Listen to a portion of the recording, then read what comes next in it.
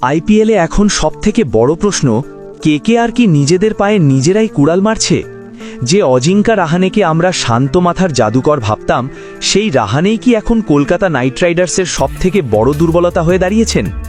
Eden গার্ডেন্সের dressing room থেকে যে খবরগুলো বেরিয়ে আসছে, সেটা যদি সত্যি হয়, তবে কেকেআর সমর্থকদের জন্য খুব একটা ভালো দিন সামনে নেই। কেন হঠাৎ করে অধিনায়কত্ব নিয়ে এত কাটাছেঁড়া শুরু হলো? কেন মনে করা হচ্ছে যে রাহানে চাপের মুখে খেই হারিয়ে ফেলছেন? চলুন একদম সহজ করে পুরো বিষয়টা বুঝে নেওয়া যাক। সবথেকে বড় যে অভিযোগটা উঠছে, সেটা হলো রাহানের রণকৌশল। ক্রিকেট বিশেষজ্ঞরা বলছেন, কোন বোলারকে কখন ব্যবহার করতে হবে বা কোন ব্যাটসম্যানকে কোন পজিশনে নামাতে হবে, এই সাধারণ জ্ঞানটুকুও যেন তিনি হারিয়ে ফেলছেন। পাওয়ার প্লেতে কাকে দিয়ে বল করালে উইকেট আসবে কিংবা ডেথ ওভারে কার ওপর ভরসা করা উচিত, সেখানে রাহানের নেওয়া সিদ্ধান্তগুলো বারবার ভুল প্রমাণিত হচ্ছে। অবস্থা এমন দাঁড়িয়েছে যে মাঠের মধ্যে তাকে অনেক সময় দিশেহারা দেখাচ্ছে। আর এই কারণেই সোশ্যাল মিডিয়ায় কেকেআর ফ্যানরা রীতিমতো ক্ষোভে ফেটে পড়ছেন। তারা সোজাসুজি চাইছেন যে রাহানেকে নেতৃত্ব থেকে সরিয়ে দেওয়া হোক। তবে মূল আলোচনায় আরও গভীরে যাওয়ার আগে আপনাদের একটা ছোট্ট কাজ করতে হবে। আপনি যদি কেকেআরের সত্যিকারের ভক্ত হন এবং নাইট রাইডার্সকে মন থেকে ভালোবেসে থাকেন, তবে ভিডিওটাতে একটা লাইক দিয়ে কমেন্টে ঝটপট লিখে ফেলুন, আমি কেকেআর।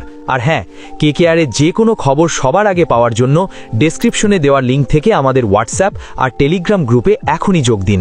ওখানে আমরা সব আপডেট সবার আগে দিয়ে দিই। এখন প্রশ্ন হলো, কেন তাকে সরিয়ে দেওয়ার এত আলোচনা চলছে? যদিও কেকেআরের অফিসিয়াল পেজ থেকে এখনও কোনো চূড়ান্ত ঘোষণা আসেনি, কিন্তু বিভিন্ন বিশ্বস্ত সূত্রের খবর অনুযায়ী ম্যানেজমেন্টের ধৈর্য কিন্তু বাঁধ ভেঙে যাচ্ছে। গত কয়েকটা ম্যাচে কেকেআরের যে পারফরমেন্স, তাতে দেখা গেছে ক্যাপ্টেন হিসেবে রাহানে দলের মধ্যে সেই জোশটা আনতে পারছেন না। ফিল্ডিং সাজানো থেকে শুরু করে বোলিং পরিবর্তন, সব জায়গাতেই একটা অগোছালো ভাব। একটা 5 বছরের শিশুও যেমন বুঝতে পারে যে দলের নেতা যদি ঘাবড়ে যায় তবে বাকিরাও ভয় পায়, ঠিক তেমনই হচ্ছে কলকাতার অবস্থা। ইন্ডিয়ান এক্সপ্রেসের রিপোর্ট বলছে, ভেতরের খবর খুব একটা সুবিধের নয়। রিঙ্কু সিংকে সহ অধিনায়ক করা হয়েছে, আর এরই মধ্যে যখন রাহানে চোটের জন্য বা অন্য কোনো কারণে মাঠের বাইরে যাচ্ছেন, তখন রিঙ্কু বা অন্য কাউকে দিয়ে পরীক্ষা চালানোর কথা ভাবা হচ্ছে। ফ্যানরা বলছেন, রাহানে হয়তো টেস্ট ক্রিকেটে খুব ভালো, কিন্তু আইপিএলের মতো দ্রুতগতির খেলায় তার মন্থর ব্যাটিং আর ভুল সিদ্ধান্তগুলো দলকে ডুবিয়ে দিচ্ছে। যখন জেতার জন্য একটু আগ্রাসী হওয়া দরকার, তখন রাহানে যেন বেশি বেশি সাবধানী হয়ে পড়ছেন। ম্যানেজমেন্ট এখন যে দোটানায় আছে, তা হলো মরশুমের মাঝপথে ক্যাপ্টেন বদল করলে দলের ওপর কোনো নেতিবাচক প্রভাব পড়বে না তো? কিন্তু ফ্যানদের দাবি একটাই, এভাবে চলতে থাকলে প্লে অফে যাওয়া কেকেআরের জন্য স্বপ্ন হয়েই থেকে যাবে।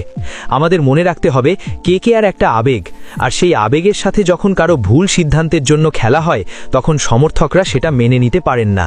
রাহানে অভিজ্ঞ মানুষ, সেটা নিয়ে কোনো সন্দেহ নেই, কিন্তু অভিজ্ঞতা যখন সাফল্যের মুখ দেখতে পায় না, তখন সেখানে পরিবর্তন অনিবার্য হয়ে পড়ে।